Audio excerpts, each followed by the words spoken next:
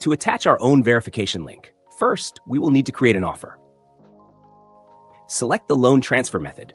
Specify the amount range, the duration of the loan, the annual percentage rate, and the LTV.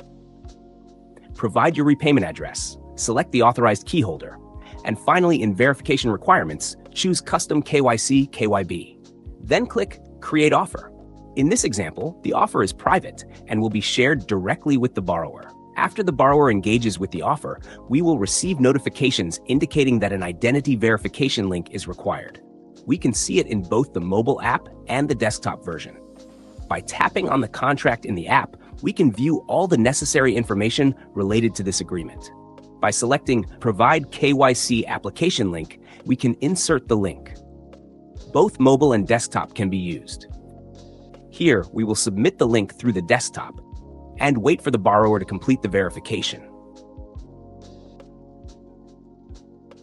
We can copy the link by tapping on the contract and selecting Application Link, or simply by clicking the link on the desktop. After the borrower completes the verification, we will be notified and asked to review and accept the application. This step is done through the mobile app. We can copy and paste the link to confirm if the borrower meets our requirements and then choose to accept the offer or cancel the contract.